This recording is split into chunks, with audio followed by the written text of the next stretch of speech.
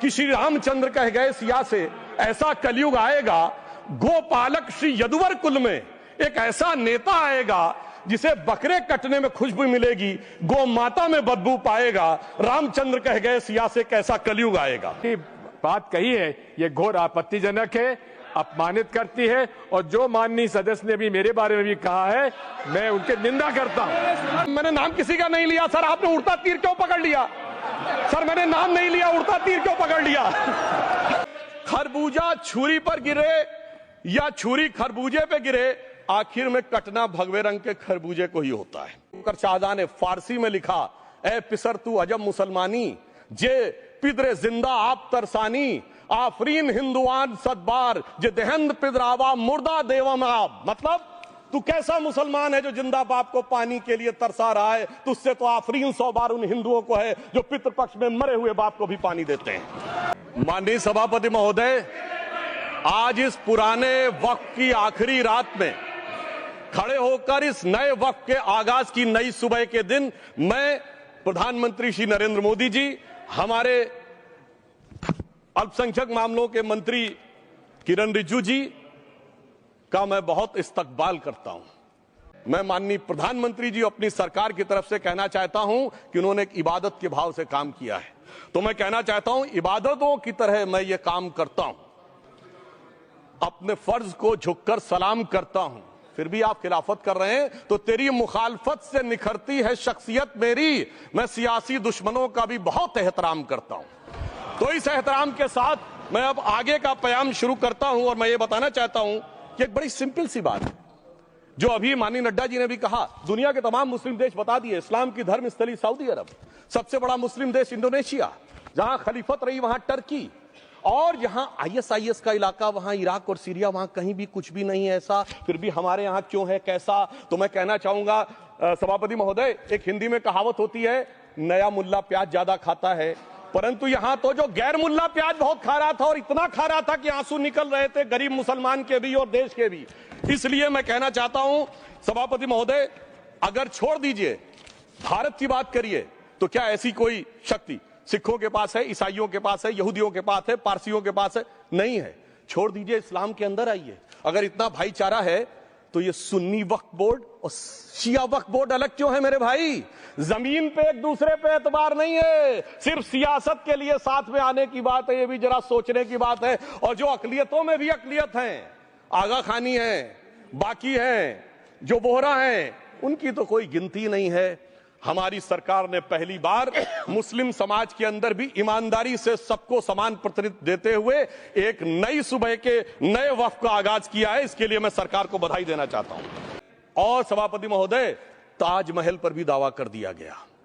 अब तो मैं पूछना चाहता हूं, सुप्रीम कोर्ट ने अपने जजमेंट में कहा कि भाई शाहजहां के जमाने का लिखा फरमान लेके आइए, तब हम मानेंगे कि इस पे कोई दावा है या नहीं। आप सोचिए कि अगर ये वक्त का कानून इसी ढंग से चला होता तो क्या होता। अभी हमारे जॉन ब्रिटास जी और मनोज झा जी ने बहुत सारी बातें बोली थी। एक प्यास की बात बोली थी उन्होंने, उड़ीसा के ग्राहम स्टोन्स का जिक्र किया था, तो उसमें तो कांग्रेस की सरकार सीबीआई की इंक्वायरी नहीं कर पाई थी। मगर जब ताजमहल का उल्लेख आता है सभापति महोदय, तो एक प्यास मुझे याद आ जाती है। जब शाहजहां जेल में था और दूर से उस ताजमहल को देखता था और उसे सिर्फ एक सुराही पानी मिलता था, और उसने औरंगजेब से कहा एक सुराही पानी और भिजवा दो, तो जानते उसने मना कर दिया। तो दुखी होकर शाहजहां ने फारसी में लिखा, ए पिसर तू अजब मुसलमानी, जे पिदरे जिंदा आप तरसानी, आफरीन हिंदुआन सदबार, जे देहंद पिदरावा मुर्दा देवम आप। मतलब तू कैसा मुसलमान है जो जिंदा बाप को पानी के लिए तरसा रहा है? तुझसे तो आफरीन 100 बार उन हिंदुओं को है जो पितृपक्ष में मरे हुए बाप को भी पानी देते हैं। और सभापति महोदय, मैं बताना चाहता हूं कि ये हमने ईमानदारी से मुस्लिम समाज के कल्याण के लिए बात की है, क्योंकि एक तरफ खड़ा हुआ है ईमानदार मुसलमान जो शराफत के साथ ईमान को गले से लगाए हुए हैं, और दूसरी तरफ कुछ चंद सरमाएदार हैं जो उस अमानत में खयानत करके शरारत के साथ उसके झंडा बरदार बनना चाहते हैं। तो ये मुकाबला किसके बीच में है? ये शराफत अली और शरारत खान के बीच में मुकाबला है। हमारी सरकार शराफत अली के साथ खड़ी है, हमारी गरीब मुस्लिम के साथ खड़ी है। ये गरीबों गुर्बत वाले गुर्बत अली और सरमाएदारे वाले गाजी खान के बीच का इलाका है। मगर मैं कहना चाहता हूं महोदय, एक बात मैं बहुत स्पष्ट रूप से कहना चाहूंगा, इन जरूरतमंद मुसलमानों की लड़ाई के लिए मैं कह सकता हूं कि ये गरीब मुसलमानों के दिल की कसक और कट्टरपंथी वोट के ठेकेदारों के मन की ठसक के बीच में हमारी सरकार ने उस कसक का साथ दिया है, जिसके लिए मैं मानता हूं गरीब और पसमानदा मुसलमान निश्चित रूप से उनका आभारी होगा। हाँ, मगर जब इसकी बात आती तो भी माननीय खड़गे जी भी बोल रहे थे, माननीय संजय सिंह जी भी बोल रहे थे, मनोज झा जी भी बोल रहे थे कि साहब आपके यहाँ वो कितने पुजारी हैं और कितने किस वर्ग के पुजारी हैं। तो मैं उनको बताना चाहता हूं केवल अकेले जूना अखाड़े ने पिछले साल 71 SC ST लोगों को महामंडलेश्वर बनाया है। अरे आपको हमारे सदन में बैठे हुए बाल योगी उमेश नाथ जी नहीं दिखते? वैसे तो कहा जाता है जात ना पूछो साधु की, मगर मैं बताना चाहता हूं विश्व हिंदू परिषद के 50,000 से अधिक पुजारी ट्राइबल्स में जो शेड्यूल कास्ट है जो काम कर रहे हैं। मगर मैं हद अदब से पूछना चाहता हूं, बताइए मुल्ला, मौलवी, मुफ्ती, मुकर्रम, बारी, हाफिज में से कितने पसमंदा हैं? उसमें कितने जुलाहा, अंसारी, घोसी, बताइए मिरासी कितने हैं?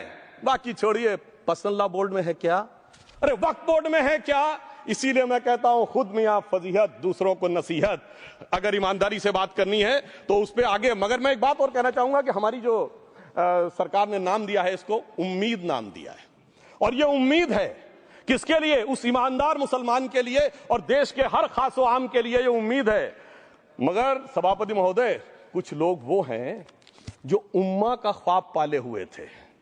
उम्मा शायद हमारे बहुत से लोग समझते हो ना समझते हो, पूरी एक एंटायर जो इस्लामिक खलीफत और राज होता है उसको उम्मा कहते हैं। उम्मीद वालों को तो उम्मीद की नई रोशनी दिख रही है, उम्मा वालों की उम्मीद पे पानी फिर रहा है। परंतु अब सुनिए, यही गुरुद्वारे के बारे में भी होना चाहिए। मगर सभापति महोदय, चाहे वक्फ बोर्ड का एक्ट हो, चाहे प्लेसेस ऑफ वर्शिप एक्ट हो, एक ही को फायदा होना है, जिसे कहावत में कहते हैं खरबूजा छुरी पर गिरे या छुरी खरबूजे पे गिरे, आखिर में कटना भगवे रंग के खरबूजे को ही होता है। मैं कहना चाहता हूं, जो संविधान को न माने, कानून का न माने, इसका मतलब वो अपनी खुदाई में जी रहा है।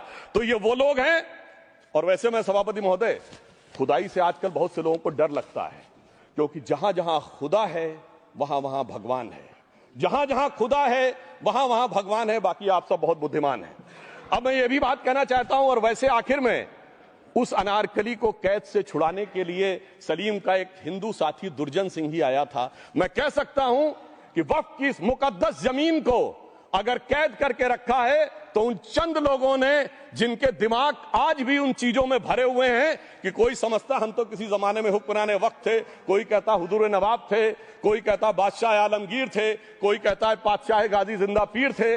तो नदीमुल हक साहब ने जो बोला था ना, किसी के बाप का हिंदुस्तान थोड़ी है, बिल्कुल मैं कहना चाहता हूं, जिन्होंने इस देश के लिए खून बहाया उनके बाप का हिंदुस्तान है, उस गरीब मुस्लिम कारीगर के बाप का हिंदुस्तान है। पर जो ये कहते हैं कि आगरे का लाल किला किसके बाप ने बनवाया, आगरे का किला किसके बाप ने बनवाया, दिल्ली का किला किसके बाप ने बनवाया, हैदराबाद का चार मीनार किसके बाप ने बनवाया, उसके बाप का यह हिंदुस्तान नहीं है। मगर अफसोस की बात यह है सर कि अभी मनोज झा जी ने बोला था हम में से कोई शक है, कोई हूण है और ये करिए। अरे भैया, जमाने चले गए, अब जेनेटिक सीक्वेंसिंग का जमाना आ गया है।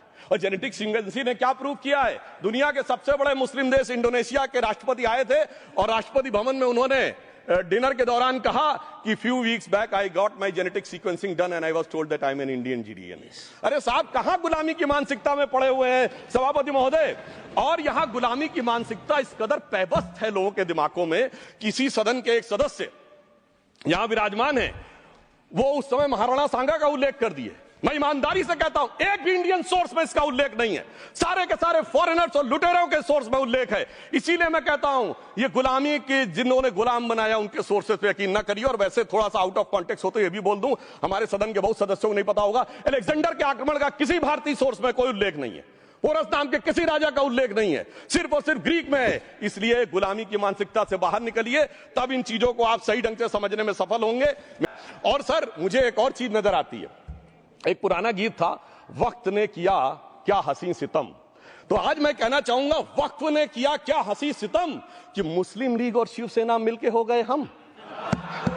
और मैं कहना चाहता हूं, ये मुस्लिम लीग वो है जिसने सेपरेट इलेक्टोरेट की मांग की थी, और इस शिवसेना के उबाटा के हमारे इस सदन के एक सदस्य हैं। और सर, हमारे साथ मुरली जी बैठे हैं, मुरली देवड़ा जी ने मुझे याद दिलाया, उन्होंने मिलिंद देवड़ा जी ने याद दिलाया, उन्होंने कहा एक जमाने में उन्होंने कहा था मुस्लिमों की नागरिकता छीन लेनी चाहिए। इसीलिए मैं कह रहा हूं वक्फ ने किया क्या हंसी सितम, ये दोनों मिलके हो गए हम। और सर मैं इसके बाद एक टेक्निकल बात कहना चाहता हूं। जब इन्होंने टाइम ड्यूरेशन हटा दिया था और बैक में पीछे जा सकते थे, तो मैं पूछना चाहता हूं सर कि जब ब्रिटिश हुकूमत आई तो उसने तो मुगलों सारी हुकूमत ले ली थी, तो उनका मालिकाना हक कैसे हुआ?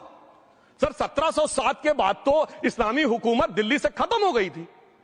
एक आखिरी मुगल बादशाह शाह आलम के लिए तो बोला जाता था सल्तनते शाह आलम दे लाल किले ते पालम, यानी आज का आईजीआई एयरपोर्ट। तो साहब उसके बाद ये गुजरात के सूरत से लेकर लखनऊ तक उनका मालिकाना हक निकलने कहां से लगा? अरे भाई जब दिल्ली को कैप्चर किया था अंग्रेजों ने तो सारी जमीन अंग्रेजों की थी। तो जब मैं अपने कांग्रेस के मित्रों से पूछना चाहता हूं, ये जब गवर्नमेंट ऑफ इंडिया एक्ट में पावर डीड ट्रांसफर की थी तो पढ़े नहीं थे क्या, या खोखले कागज पर साइन कर लिए थे, या कागज सही था आप खोखला करने की बात है? मैं पूछना चाहता हूं जब 250 साल तक वो हुकूमत ही नहीं रही तो उस हुकूमत के फरमान की लेजिटिमेसी कैसे हो सकती है? ये मैं कानूनविदों के लिए भी एक फूड फॉर थॉट रखने की बात करता हूं। और दूसरी बात मैं कहना चाहता हूं, ये किन हुकूमतों की बात कर रहे हैं सभापति महोदय? अगर सूरत नगर निगम पे दावा है मुगल के जमाने का और तमिलनाडु के मंदिर पर अरकाट के नवाब का, सभापति महोदय ये वो हुकूमतें थी जो जजिया लगाती थी, ये वो हुकूमतें थी जो जिम्मी का कॉन्सेप्ट रखती थी, ये वो हुकूमतें थी जो गाजी की बात करती थी। क्या भारत के संविधान में उन हुकूमतों के फरमान को सही मान्यता देना सही है? बिल्कुल गलत है। मैं कहता हूं बाबा साहब अंबेडकर के संविधान में यदि आप ऐसी हुकूमतों के फरमान को रखने की कोशिश करते हैं तो this is fraud on constitution. और हमारी सरकार ने अगर बैकडेट से वो बंद किया है तो उस फ्रॉड को रोकने की पूरी व्यवस्था की है। अब मैं सभापति महोदय एक और बात कहना चाहता हूं। शुरू के 20-25 साल में मुस्लिम समाज के बारे में मैं कहना चाहता हूं, आज जब आजादी मिली तो मुस्लिम समाज के प्रतीक कौन थे? उस्ताद बिस्मिल्लाह खां, उस्ताद फरीदुद्दीन डागर, उस्ताद बड़े गुलाम अली, उस्ताद जाकिर हुसैन जिनकी अभी कुछ दिन पहले डेथ हुई, बड़े बड़े नगमा निवार, हसरत जयपुरी, मजरूर सुल्तानपुरी, साहिर लुधियानवी, कैफी आजमी, जोश मलियाबादी, जिगर मुरादाबादी। अब सर क्या हो गया? तब मुस्लिम समाज इन अदब के शाहकारों के साथ जोड़ा जाता था। आज मुस्लिम समाज का नेतृत्व किन लोगों के साथ जोड़ता है? इशरत जहां, याकूब मेनन, मुख्तार अंसारी, अतीक अहमद, दाऊद इब्राहिम। कौन जोड़ रहा है ये? तब से सर, जब से ये सेकुलर हो गया देश 1976 से और सेकुलर सियासत शुरू हुई, उसने ले जाकर इनको इस मुकाम तक पहुंचाया। और इस वक्फ बोर्ड के बिल में भी जो बात कही जा रही है, सर मुस्लिम समाज को यह समझाया गया कि तुम्हें बीजेपी वालों को तुमसे बड़ी अदावत है, और कहा गया इनको बड़ी मोहब्बत है। जब यह देश आजाद हुआ, मैं उत्तर प्रदेश का रहने वाला हूं, उत्तर प्रदेश में 1931 की सेंसस में 8% रेट ऑफ डेथ थी और सैयद मुसलमानों में 24% थी। यूपी की ब्यूरोक्रेसी में 20% थे। आज कहां चले गए सब? मैं एक लाइन में कहना चाहूंगा, ये अदावत और मोहब्बत की सियासत में ऐसे फंसे कि किसी को किसी की मोहब्बत ने मारा, किसी को किसी की अदावत ने मारा, मगर इस शराफत अली को सेकुलर सियासत ने मारा। और मैं सभापति महोदय एक और बात कहना चाहता हूं। सबसे पहले मैं तमिलनाडु का जवाब देना चाहता हूं। यस सभापति महोदय, तमिलनाडु से ही डॉक्टर एपीजे अबुल कलाम थे, और मैं सारे सदन से कहना चाहूंगा डॉक्टर कलाम का नमाज जनाजा और याकूब मेनन का नमाज जनाजा एक ही दिन हुआ। कितने लोग याकूब मेनन के नमाज जनाजा में गए और कितने डॉक्टर कलाम के नमाज जनाजा में गए? डॉक्टर कलाम मेमोरियल पे कितने लोगों की फोटो है? दिखाएं मुझे, सोशल मीडिया पे पोस्ट की हो। मगर अफजल हालात का मारा था आपके एक मंत्री का ऑफिशियल ट्वीट है, वो इस सदन के सदस्य नहीं तो मैं नहीं बोल रहा हूं। याकूब मेनन की जुडिशियल किलिंग हुई आपके एक नेता का, मिनिस्टर का ऑफिशियल ट्वीट है, सदन के सदस्य नहीं है इसलिए नहीं बोल रहा हूं। और सर 26/11 आरएसएस ने कराया, सदन के सदस्य बैठे हुए हैं। हाफिज साहब और सुनिए, जाकिर नायक शांति का मसीहा सदन में सदस्य बैठे हुए हैं। सर किसने जोड़ा? मैं नहीं कह रहा हूं जोड़ा, हमने किससे जोड़ा मैं बताना चाहता हूं। मैं अपनी बात, सर मैंने नाम किसी का नहीं लिया। सर आपने उड़ता तीर क्यों पकड़ लिया? सर मैंने नाम नहीं लिया, उड़ता तीर क्यों पकड़ लिया? सर मैं पूरी बात करूं। सर मैं कहना चाहता हूं हमारी सोच मुस्लिमों के बारे में और इनकी सोच में क्या अंतर है। देखिए, जिन लोगों ने मुस्लिम हिस्ट्री नहीं पढ़ी उन्हें मैं बताना चाहता हूं। Honourable Digvijay Singh, please, no, I'll give a chance. I'll give. माननीय सदस्य, ऑनरेबल दिग्विजय सिंह जी। माननीय सभापति महोदय, जो माननीय सदस्य ने बात कही है, मैं सुन रहा था डॉक्टर त्रिवेदी जी की बात। उन्होंने कहा था ऐसे ऐसे ऐसे मुसलमान हम लोगों के साथ हैं और वैसे वैसे मुसलमान इन लोगों के साथ हैं। बात यह है कि आपने जिस तरह से इस पूरी बात कही है ये घोर आपत्तिजनक है, अपमानित करती है, और जो माननीय सदस्य ने भी मेरे बारे में भी कहा है मैं उनकी निंदा करता हूं। संदर्भ में किसी का नाम नहीं लिया। अजीज बर्नी की किताब थी 2611 एंड आरएसएस कॉन्स्पिरेसी, कोई जाके चेक कर ले उसमें कौन कौन कहां कहां था। इसलिए मैं कहता हूं मुस्लिम पॉलिटिक्स की सोच क्या थी, हमने किन मुसलमानों का साथ दिया है मैं बताना चाहता हूं। सर, वीर अब्दुल हमीद की शहादत की 50वीं वर्षगांठ 2015 में हुई।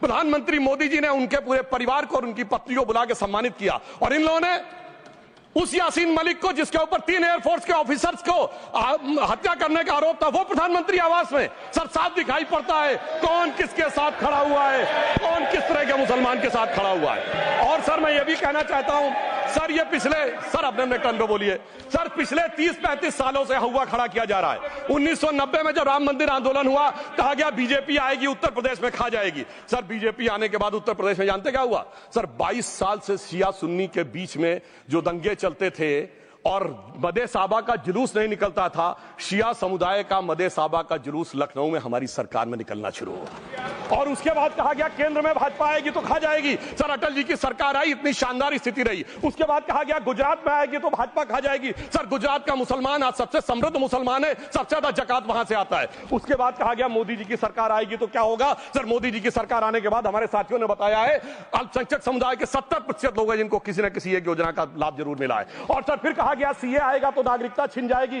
सर, उसके बाद भी आपने सब देखा, और सर हम बचपन में सुनते थे कि राम मंदिर बनने लगेगा तो मिडिल ईस्ट के देश पेट्रोल देना बंद कर देंगे। सर, राम मंदिर भी बन रहा है और भारत मिडिल ईस्ट कॉरिडोर भी बन रहा है और अबू धाबी में भी मंदिर बन रहा है, और 4 मुस्लिम देशों ने सर्वोच्च नागरिक सम्मान मोदी जी को दिया हुआ है। इसलिए मैं कहना चाहता हूं सर, मर्ज हो तो उसका इलाज किया जा सकता है। जैसे हमारे यहां वैद धन्वंतर माने गए हैं, इस्लामी अकीदे में वैद हकीम लुकमान माने गए, तो कहा गया है उनके लिए कि इसमें क्या रखा है, देखे है जो तू आन के पास, बददुमा वहम की दारू नहीं लुकमान के पास। यानी मर्ज का इलाज है पर वहम का इलाज तो हकीम लुकमान भी नहीं कर सकते जो आपने पाल कर रखा है। मैं कहना चाहता हूं हम किन मुसलमानों की बात करते हैं। आप गंगा जमुनी तहजीब की बात करते हैं। सर, दारा शिकोह औरंगजेब का बड़ा भाई था, उसने उपनिषदों का अध्ययन किया, संस्कृत में अनुवाद कराया और नाम रखा सिर्रा अकबर, यानी वर्ड्स ऑफ गॉड। मैंने किसी को दारा शिकोह की जयंती मनाते हुए नहीं देखा।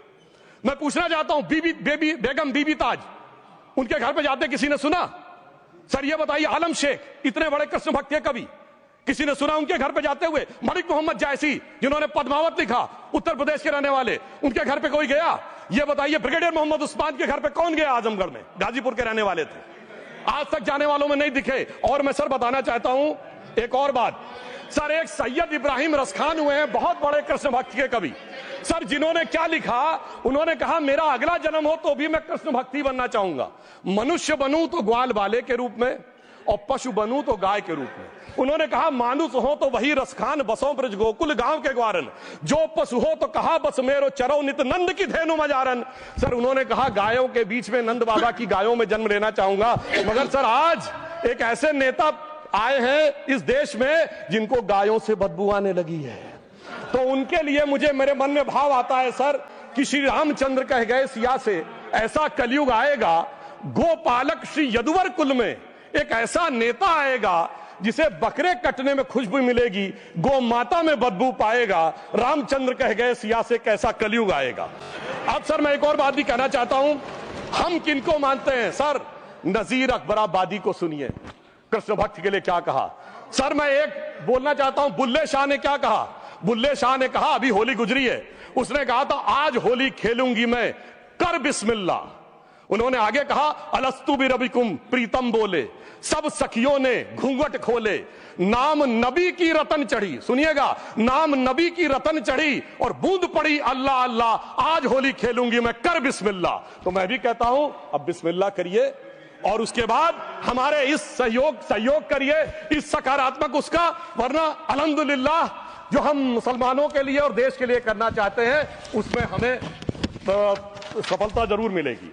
अंत में मैं सिर्फ यह कहना चाहता हूं सर, तमाम प्रकार की बातें यहां पर हुई, सकारात्मक और नकारात्मक, मगर अफसोस की बात यह है कि 1913 के वक्फ वाल औलाद से लेके 2013 के वक्फ वाल औलाद तक इनकी फितरत नहीं बढ़ती, क्योंकि सर ये तो पार्टियां ही अल औलाद हैं, तो इनको तो उससे बहुत ज्यादा वो होगी।